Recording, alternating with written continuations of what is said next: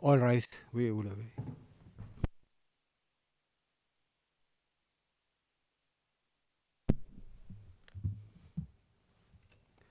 Please be seated. Veuillez vous asseoir.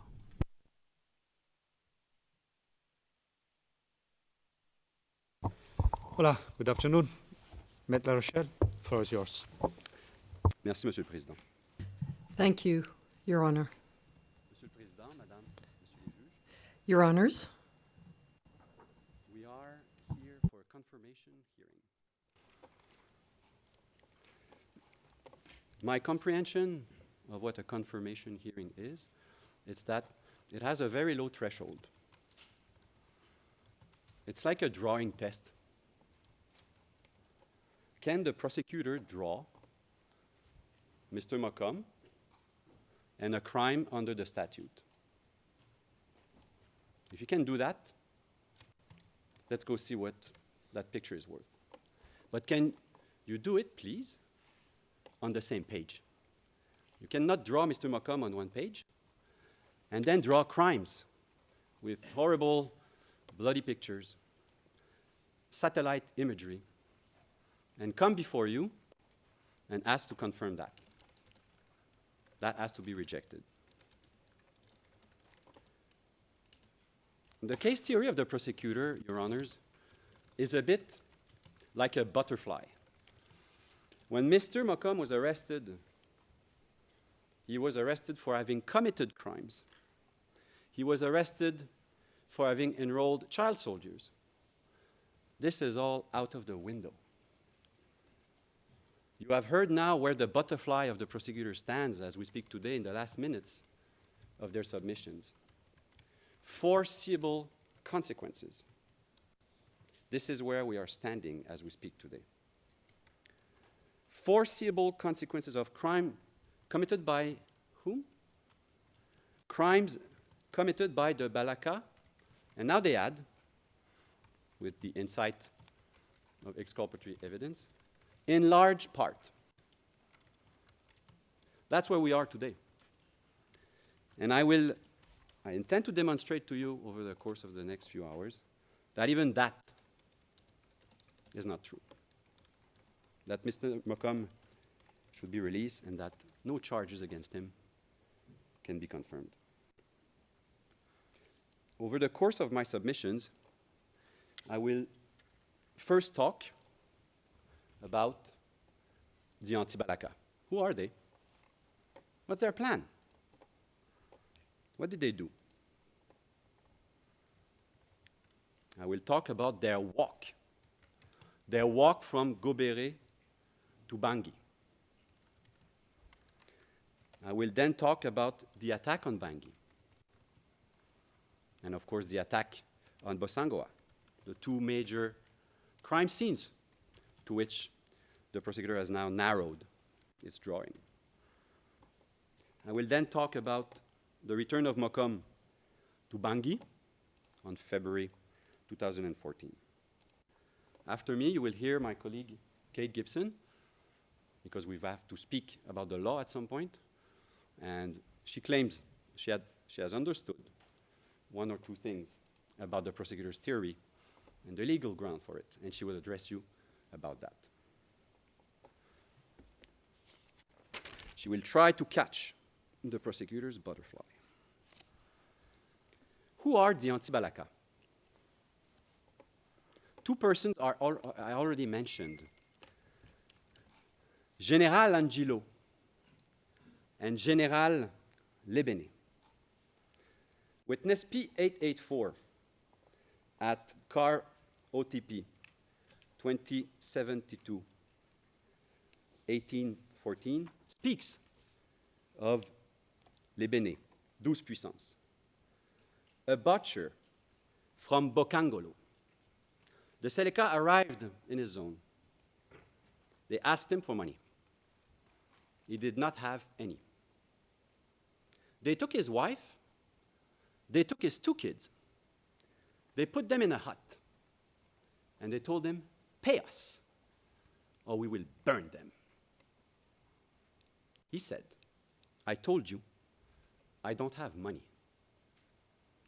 They burned his entire family. He cried. He had nothing left. The only thing left for him was to seek revenge. He left for Goberet. He became a chief. And witness P884, and this is at line, 1119 to 1193. He's not a bad guy. That's 884. He's not a bad guy. He's looking for peace. Nothing about his constitutional aspirations. Nothing.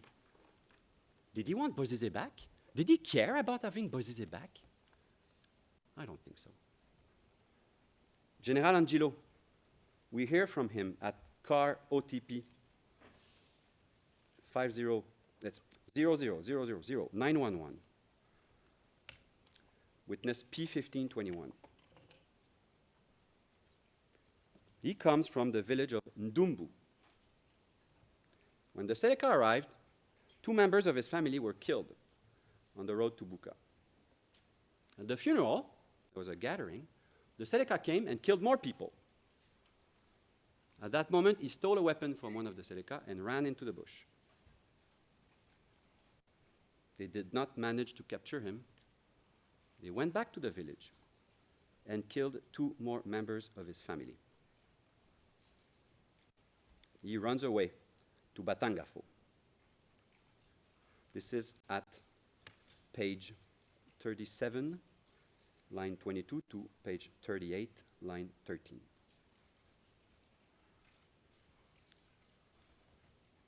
These are some of the most important figures in the Anti-Balaka. Mokom, la petite personne de Mokom, did not need to do anything for these people to become Anti-Balaka. After what they went through, they did not need any further motivation. And an interesting piece of evidence by P1521 at car OTP 2046-0603 at paragraph 117. He talks about the trial of Angelo in Bangui. And he says this, he offers this insider. These arrests were arbitrary. People are just putting crimes on the back of Angelo. They were saying that Angelo had given them the order to steal. In reality, he executed people who were claiming crimes in his name.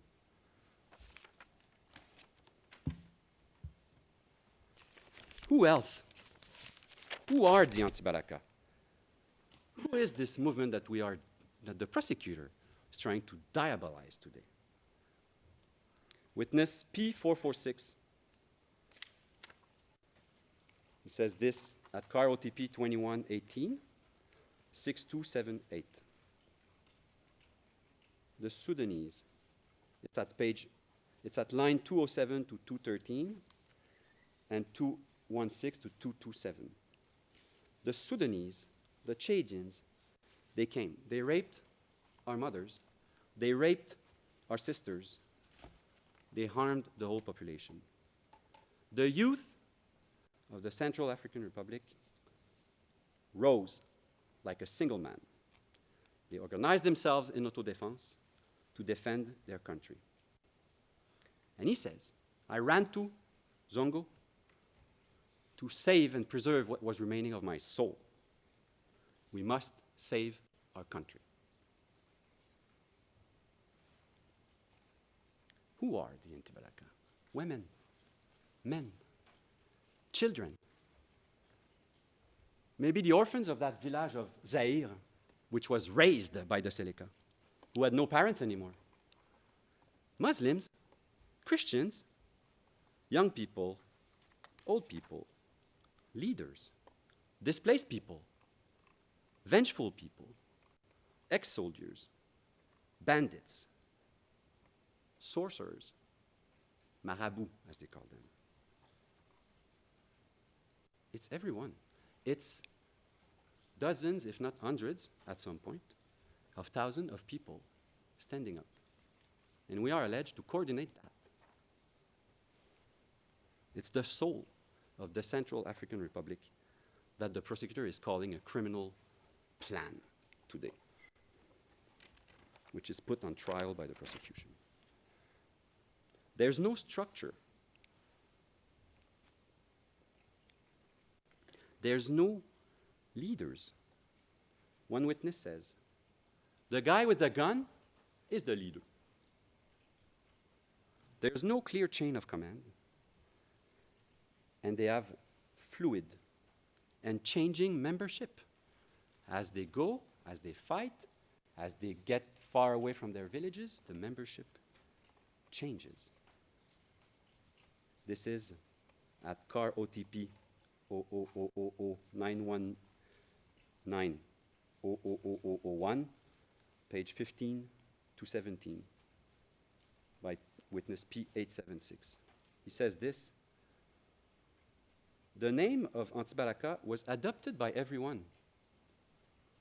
They came from the 16 prefectures of the Central African Republic, the 73 sub-prefectures, the over 4,000 villages. We speak 263 dialects. Page 13, line 17 to 19. There is no structure.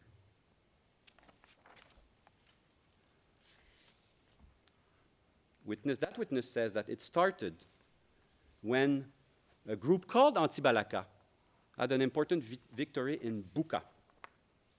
And they were called Antibalaka, and after that, like gunpowder, people heard about it. Like a bit of a hashtag Antibalaka. They all wanted the prestige going with that name because they had managed to achieve a victory, a military victory, against the Seleka. The whole population was calling itself Antibalaka up to the 5th of December 2013. The groups were independent ones from the other, page 15, line 10 to 25. There were hundreds of comzones that were fluids, mobiles, without structure. They were afraid for their lives because of the potential of reprisals after fighting the members of the Seleka. He says this, which is also important when you have to consider who is being coordinated exactly. He says this at page 16, line 24-25. It is impossible, because of this fluidity, for a comzone to know at any given time who are all the individuals who are claiming to be Antibalaka in his own zone. That's who we are supposed to be coordinating from Zongo. And one topic that was alluded to by my learned colleague yesterday, the list. It's witness 966. They are doing lists of people. Why? We have been offered no explanation. But the witness who says that offers an explanation. The reference is at CAR OTP 2031-0241. He was charged with registering the new recruits and to communicate to them the principles to respect. Don't steal. Don't attack civilians. If you are caught stealing, you will be tied and beaten. And he's clear at paragraph 38.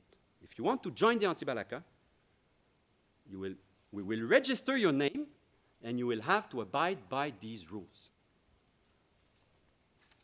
You don't kill. You don't steal. You don't touch vulnerable Muslim women. And you defend yourself when the Seleka is attacking. And yes, he confirms that those names were transmitted to Dedan. When I said the chief is the one with the automatic weapon, the reference is at CAR OTP 0000909, page 18, line 24 to page 19, line 1.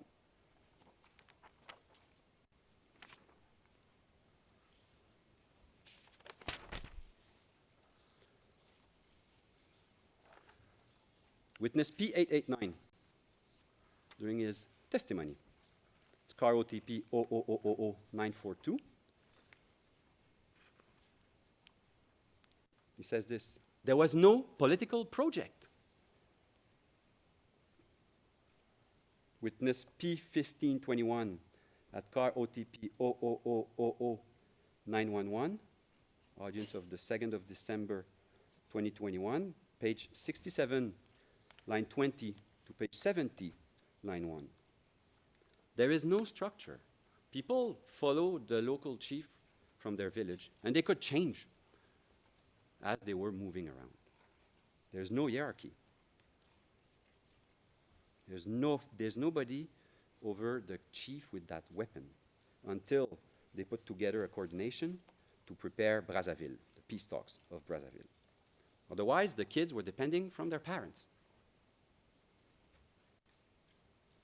Witness P1521 also offered this very interesting piece of information, which is found to be exculpatory by the prosecution.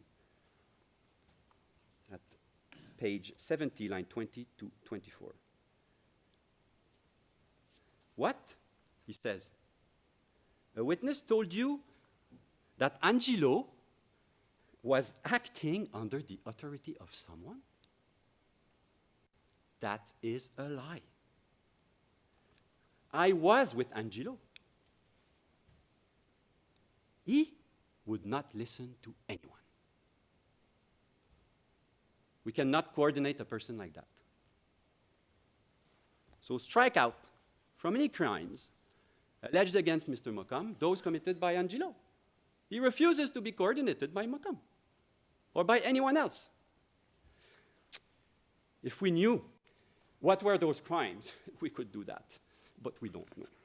It's just a magma of criminality without clear lines, without clear crimes, and without clear time frame or places or perpetrators or victims. And that's confirmed by witness P2232 at car OTP 0000903, page 23, line 22 to 24, line 7. Was Maxime Mokom ordering Angelo? No, the person ordering Angelo is General Maury. General Maury is a marabout. And when Maury died, Angelo proclaimed himself a general. What was the plan of these people that we just talked about? Did they have a plan to restore constitutional order, or did they just have a plan to survive and try to get security and safety in their own villages? The evidence, and you can look in our table, is replete with illustrations of that. They only had their love of their country and the belief that they were doing the right thing. What did they do first, these anti-Balaka? What was their call, their De Gaulle call to liberation? What was it? What was the triggering point, the moment when we can say it seems to start there? It's Gobéré. It's this meeting in Gobéré.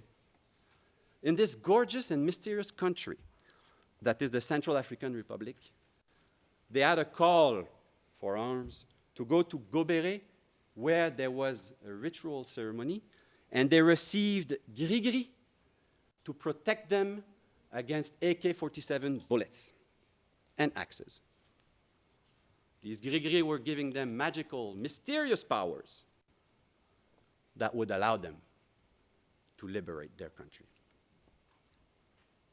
After 9 years of investigation, I think we should know what's in those gris-gris. How did they work? Were they effective?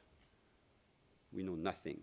It's nothing. We just know, don't tell any Central African person that the gris-gris do not work. Don't tell them that. And they have proof. They have proof that it works. They liberated Bangui. So the gris-gris must work. It's a self-fulfilling prophecy. Like the prosecutor's case, there were crimes. Mokom coordinates, he must be responsible. It's a self-fulfilling prophecy. Imagine the strength of the belief in someone's mind that he goes against a guy with an AK-47 armed with pockets of unknown elements around his neck. Maybe a screwdriver or the remaining of a chair, I don't know. We see them on some of the pictures. We see them. They barely have clothes. And these people, they walk barefoot. And for the power of the gris-gris to work, if you wanted to have that protection against axes and AK-47 bullets, you needed to respect those prescriptions that you had signed for when you joined the Anti-Balaka. P446, car OTP 2059-1602, line 552 to 584. Everybody knows that a true anti-Balaka will not steal, will not loot. They must take an oath before wearing the gris-gris and before the gris-gris actually effectively protects them. The sorcerers of the Central African Republic are the founders of international humanitarian law. They had principles and regulations that protected the civilians, that made sure that they would not harm innocent people. And what he says also in those lines is that it's very difficult to discern who is wearing real gris-gris or fake gris-gris. They are easy to imitate. And we see what impact this can have in the crimes that are committed in Bangui.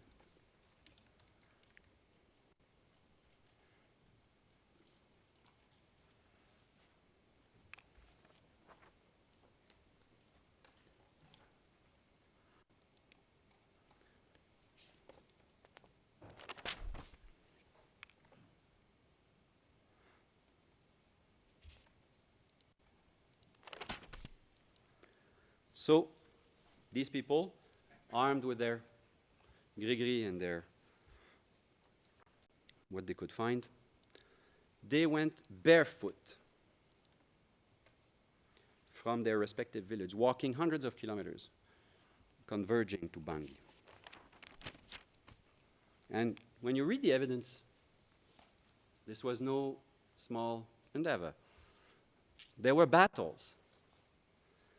Battles in Bogangolo, battles in Buka, battles in Bosambele, battles in Benzabe, battles in Bozum, battles in Bosangwa.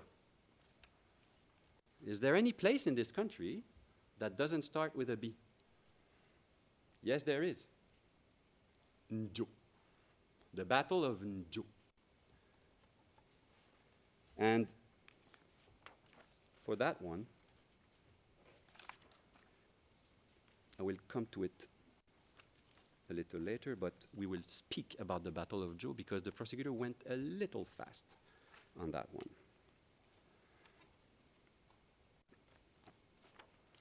And we have the description of some of these battles on their way to Bangui.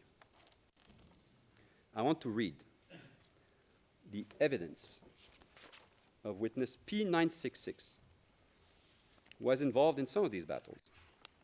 On the 4th of April, 2022, car OTP 0000950-00001, and I'm going to read from page 40, line 4, to 40, line 25.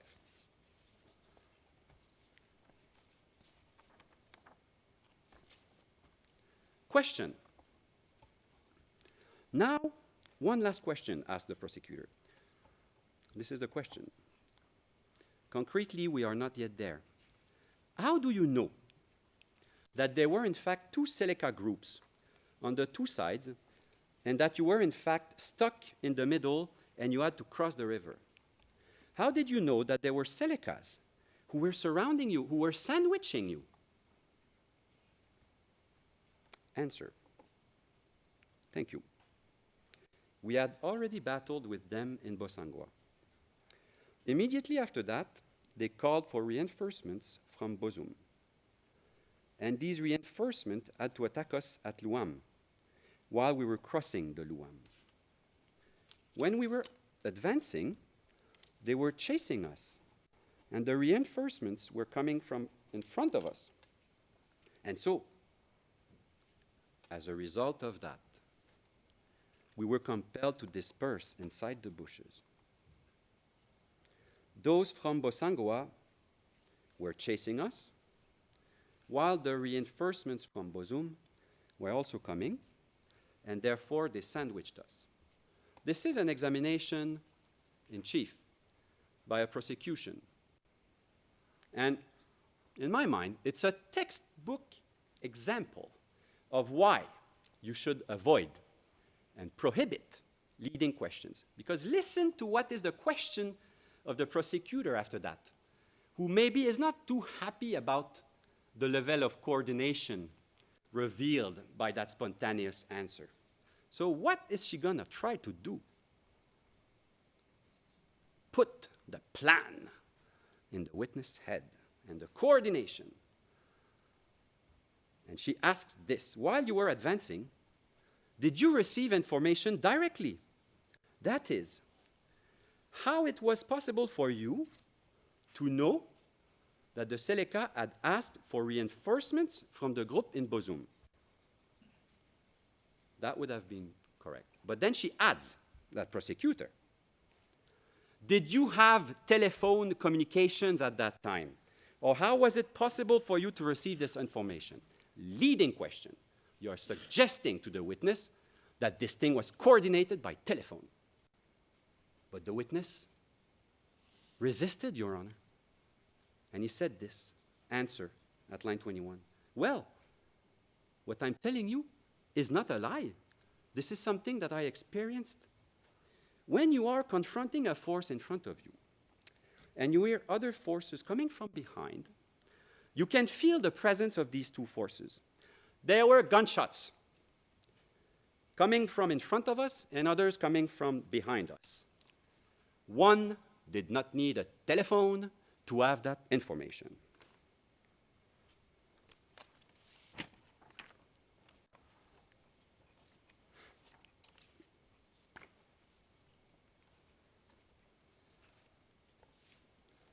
Another interesting extract where we know a little more about the events that led to Angelo becoming completely unruly is at P966 on the 5th of April 2022 at car OTP 0001127. I invite you to read page 43 to 45, and more specifically, before that, sorry, page 41, line 23 to 42, line 10. Angelo had brought his men from Buka after having received Grigri in Gobere. He was harmed in one of those fights. After that, he became completely uncontrollable. His only objective was to go to Bangui. He decided that himself. Neither Dedan nor 12 Puissance, who he was respecting in Gobere, had any control over him. To progress towards Bangui, he was not respecting instructions or orders. He was fighting, getting weapons from the Seleka. People were joining his group. He was commanding them. He was controlling the axe from Buka to Bogangolo.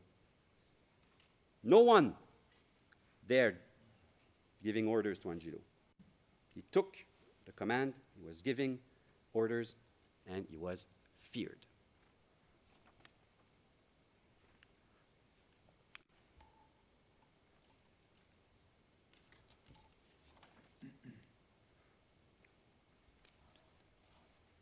It's at page 43 to 45 of the last reference I mentioned.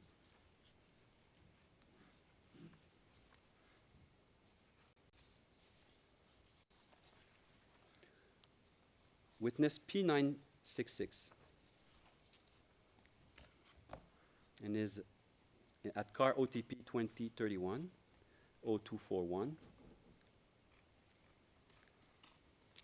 explains that, paragraph 47, they are finding weapons hidden in the mosques. There are weapons hidden in some mosques. Which ones? Why can't we have a clear picture? If Mosque A is used to store the weapons that are used to inflict this harm on the Central African Republic population, I am sorry. It does become a legitimate target. So among this endless list of mosques that was mentioned by the prosecution, which ones were containing weapons? Which ones were not? We don't know. We don't have a clue. Why? Because we look at satellite images. Doesn't show the weapons in the mosques. Doesn't show who destroyed them either. Was it vengeful people? Also, that's in the exculpatory material. Was it the vengeful people in the community who finally relieved and delivered from the Seleka warlords, took justice in their hand? It is everywhere in the evidence.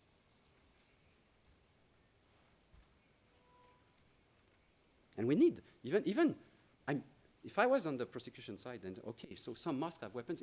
Maybe the fact that some mosques contain weapons, maybe that doesn't make them yet a legitimate military target. But unfortunately, the investigations, the case as presented to you, does not even allow us to have that discussion. We have satellite images.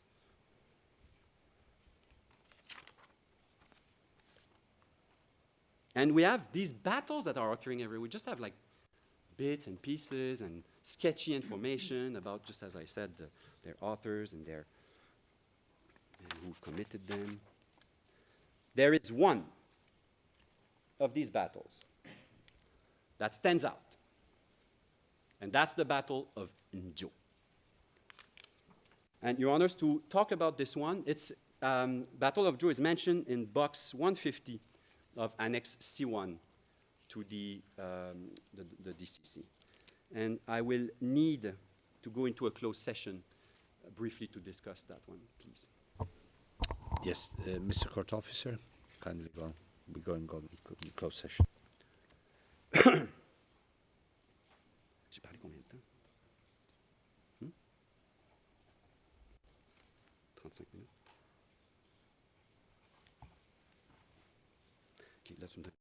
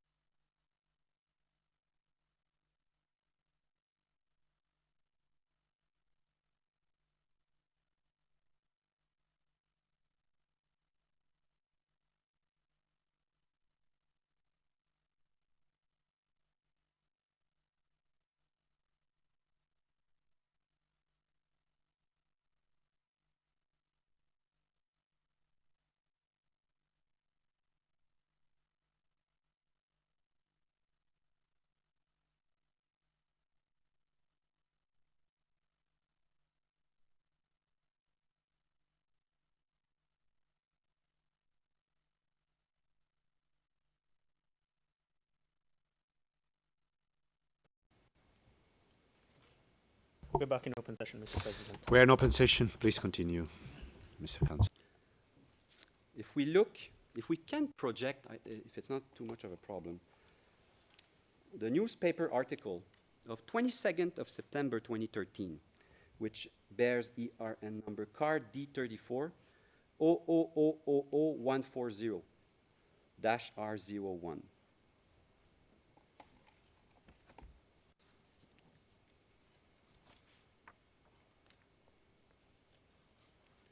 Ça, dans le reste de l'article, ça disait.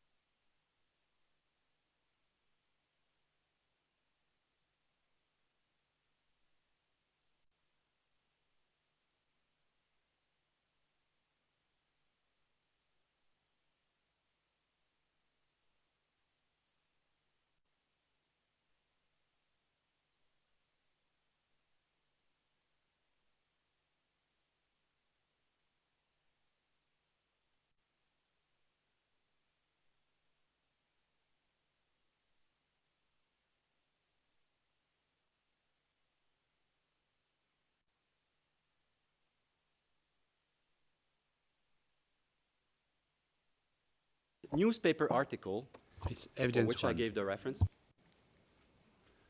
is dated 22nd of September 2013. That date is important. It contains, so the date, 22nd of September 2013, and it relays on page 2.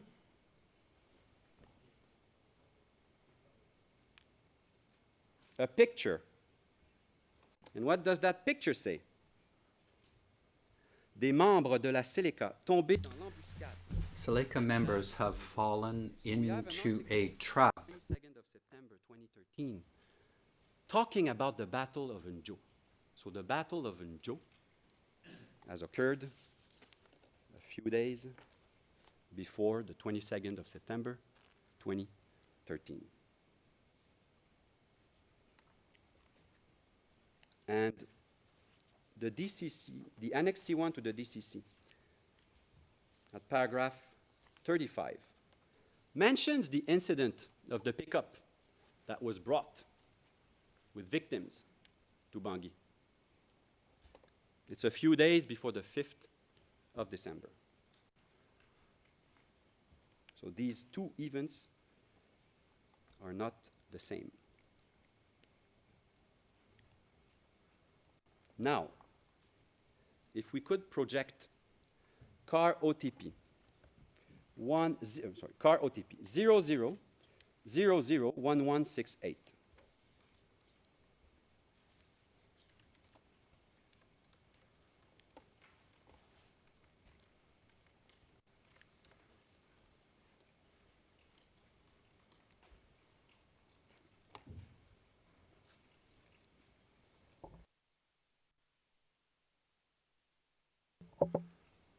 This is a CST, a call sequence table of phone calls, but I'm sorry.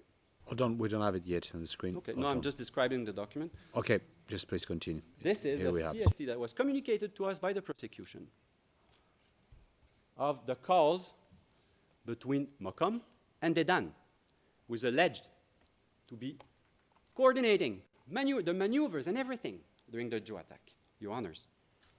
There is not a single call between the 10th of September to the 23rd of September.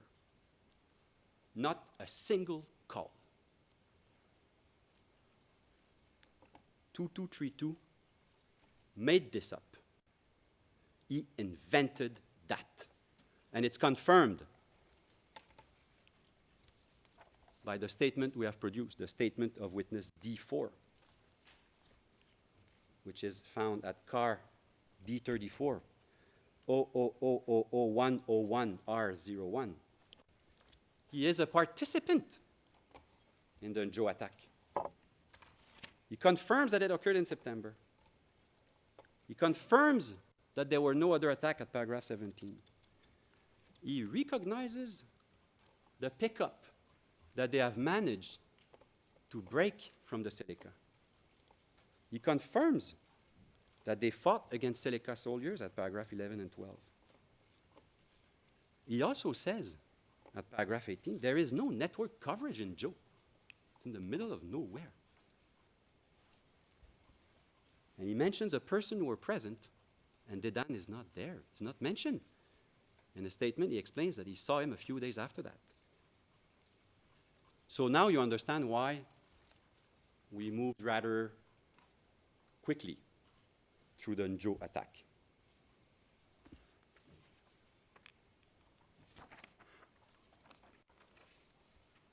Mokom did not coordinate the Battle of Njo. The Battle of Njo, anyway, did not happen, as witness 2232 is telling us, the way he's suggesting it did. That which should have been front and center of the prosecution submissions is buried.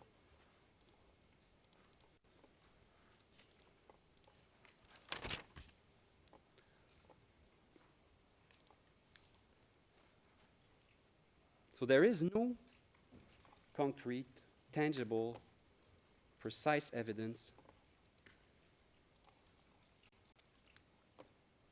about any battle that Mokom would have coordinated before the 5th of December.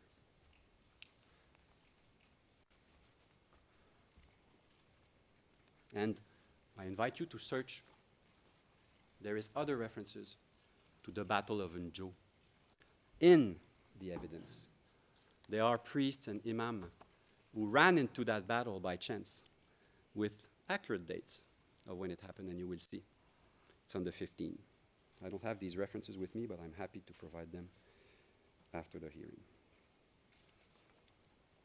So what else? Mokom, there's no evidence of some coordination of an attack that led to civilian casualties or other crimes.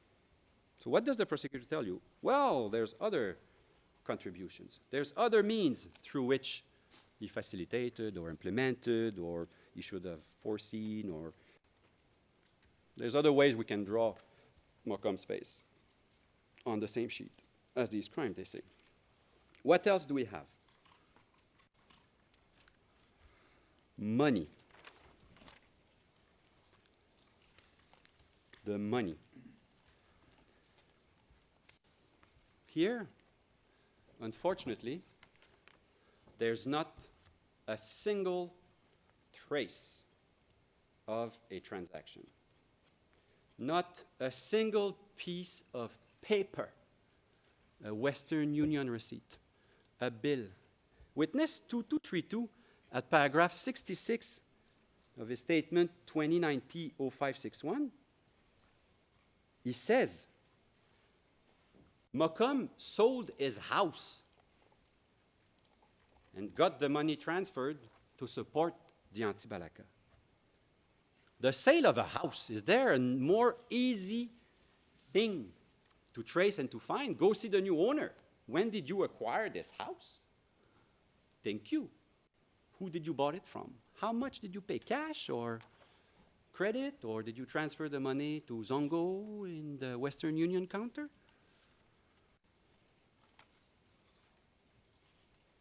And as expected, 2032 provides rich details about money transfers and important amounts of money. She transports huge amounts of money across the river. She mentioned, this is at paragraph 66 to 70 of the statement I just mentioned. By the way, in the DCC, it's Annex C1, Box 142 says that the house was in Zongo. Mokom was a refugee in Zongo. He did not have a house there. So, but when you read paragraph 66 to 70, you will see that all these transactions, these transfers, these shipments, these medicine, everything was done with the assistance of a lady which I will not give her name to for safety reasons. Let's call her Madame Pistache. She does everything for him. Everything. Madame Pistache gave us a statement. She's D008, and the statement is at car D34 0000098 at paragraph 10. I never did that. Lies. Lies. More lies to the credit of 2232.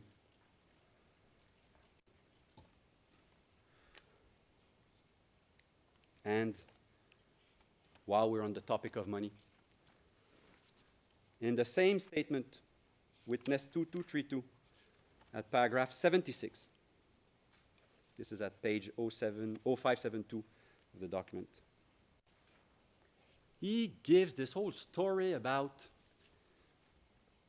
how the Anti-Balaka had roadblocks, were collecting money, transferring it through the person of witness P405 to Mokom. Well, we met witness P405.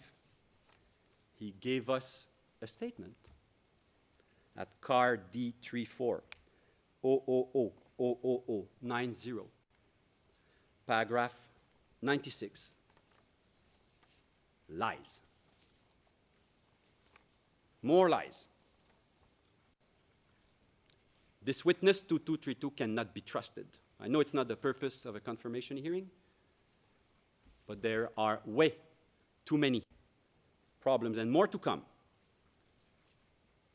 to confirm anything on account of what that person is saying.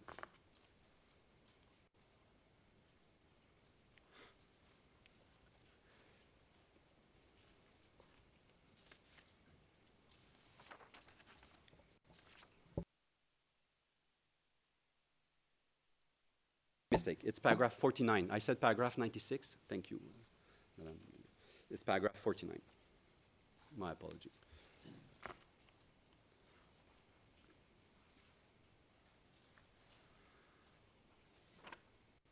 So no evidence except vague hearsays about money being given to whom, by whom, how much. Your Honor, the people who talk about the money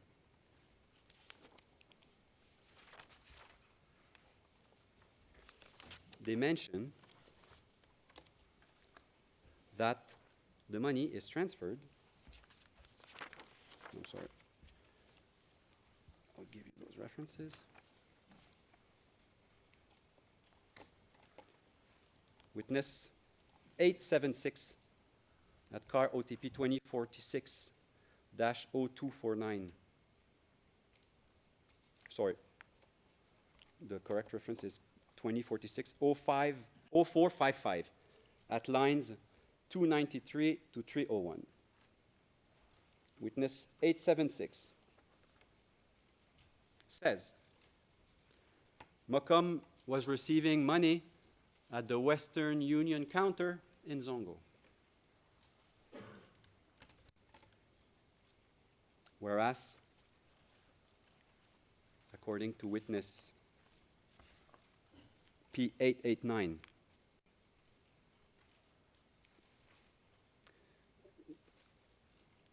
he says at car OTP 2122 8002. There is no Western Union counter in Zongo. It's so small. There is no Western Union counter. So these people, anyone saying that they're transferring money or is receiving money to a Western Union counter in Zongo is lying. Like 2232. He says that.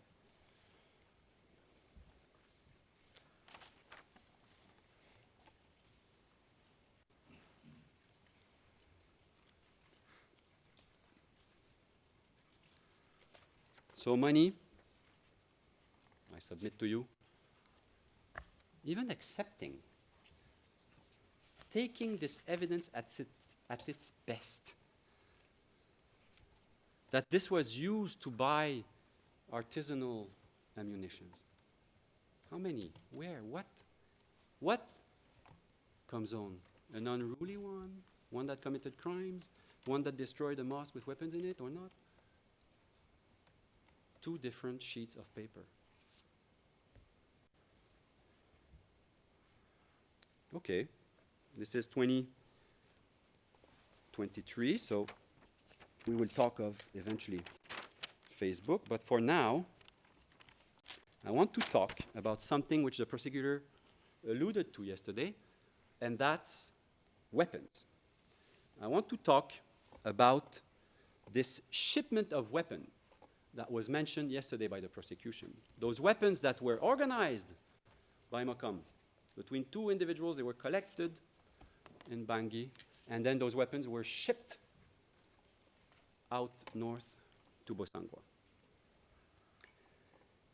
I need to go into a short closed session to address that, Your Honor. Court officer, kindly.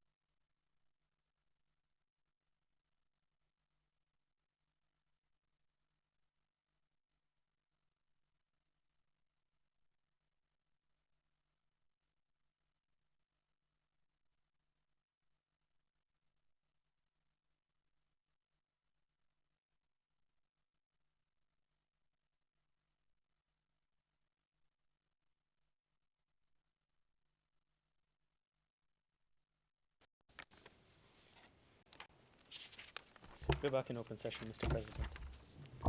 We're in open session. Please continue. Thank you, Your Honor. So 2269 explains the battle, explains the purpose, explain some fights. He gets to Bangui. It's at paragraph 83. He gets to Bangui. What does it say at paragraph 83?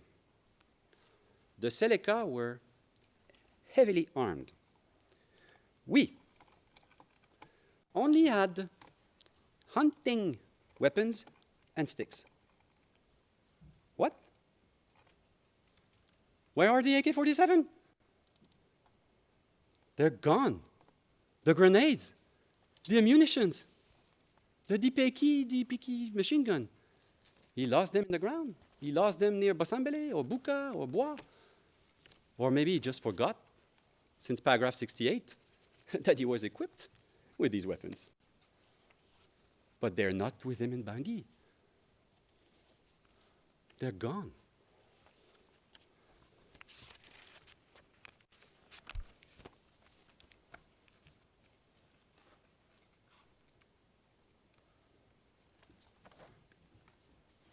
What other weapons? The prosecutor mentioned yesterday witness 889. And witness 889 at car OTP 2122 7600 at line 675 2726 talks of one episode where artisanal ammunitions were sent over the Ubangi River on the other side. That's half the episodes he described in his initial statement at 2027, 2290, paragraph 35, where we had 2 episodes. I suggest to you that it's going to come down to 0 next time he speaks.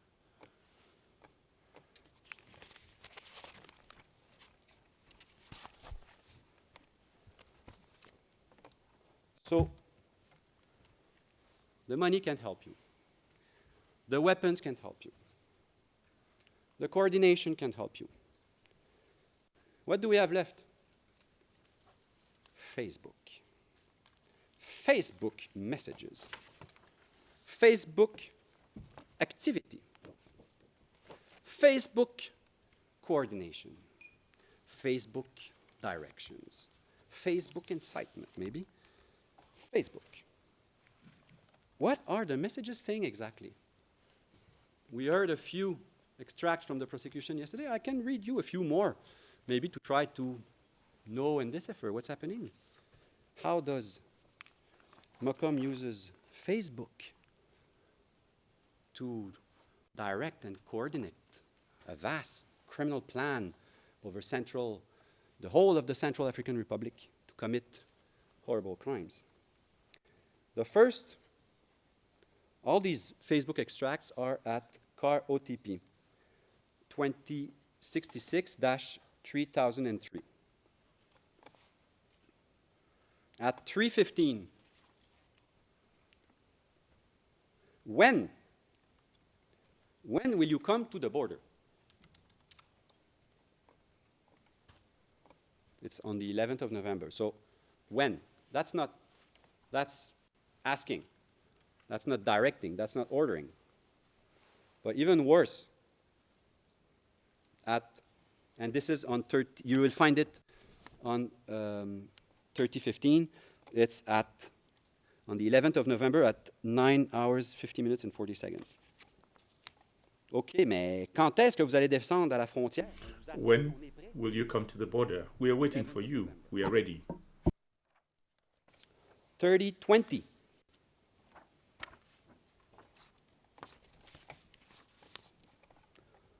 This is on the 2nd of December,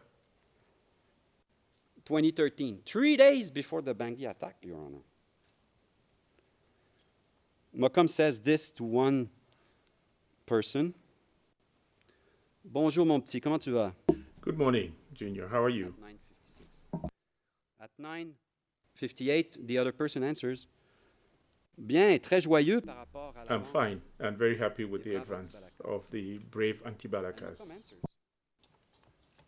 Ils sont à quel niveau? Where are they now? The coordinator in chief of the anti-Balaka is asking, where are they? Where are the anti-Balaka? And at 30:71, on the 26th of October 2013, at 9:03, Mokom is saying this. Bonjour. Je suis ça de près, mais malheureusement. Good morning. I'm following closely, but I've lost contact with the elements on the ground. Do you have contact with them? I will repeat slowly. Bonjour. Je suis. Good morning. I'm following that Mais closely, malheureusement, je but perds unfortunately, I've lost contact avec les with the éléments sur le elements terrain. on the ground. Si vous avez un If you contact have any contact, any direct contact with them, do you? What are you going to infer from that? For what?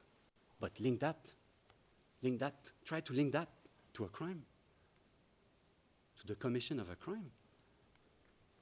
And in any case, I want to say this, that this Facebook material, I think it is very important that the prosecutor would have to demonstrate that Mokom is the actual writer of these messages. Why am I saying that? Because there is evidence in the record that suggests that he is not. And this evidence can be found there.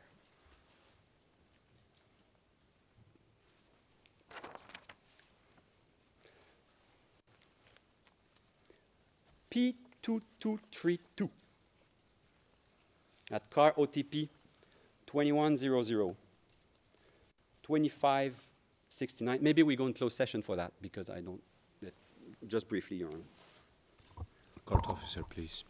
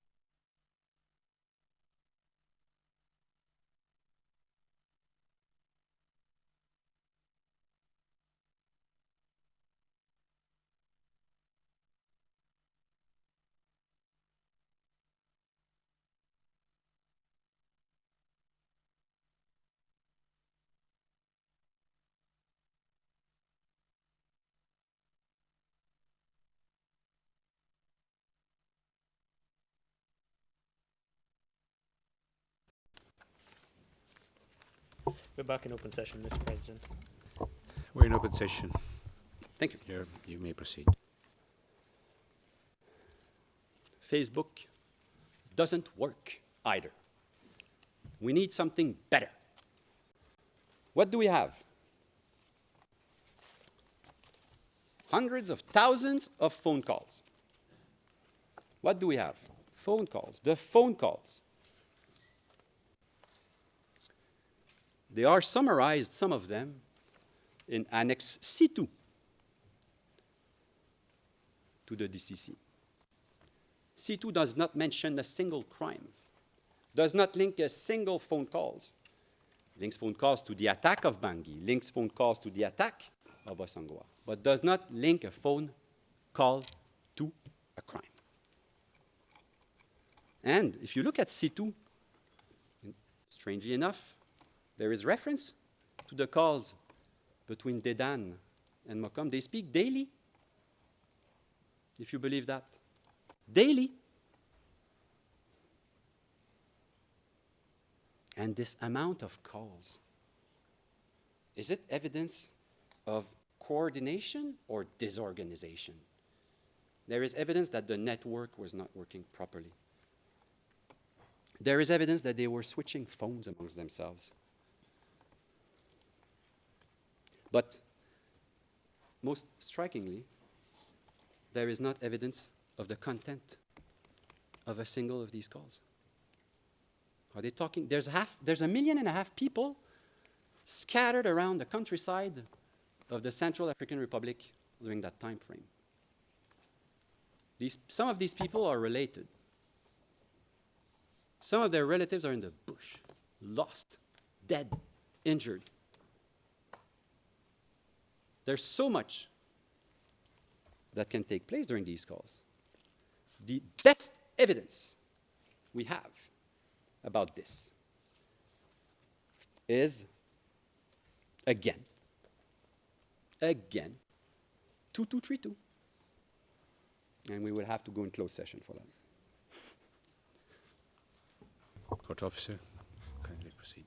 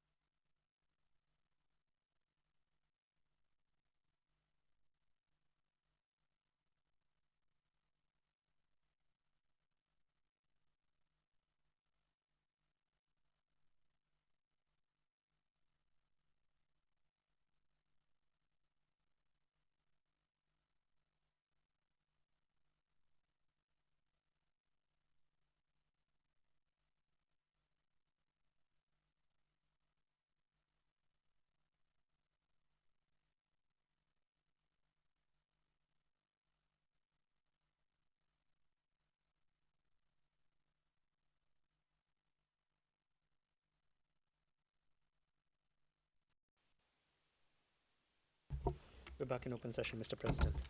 Thank you very much. I now adjourn the hearing for 90 minutes, and we will resume at 14:30. Thank you very much. All rise. We will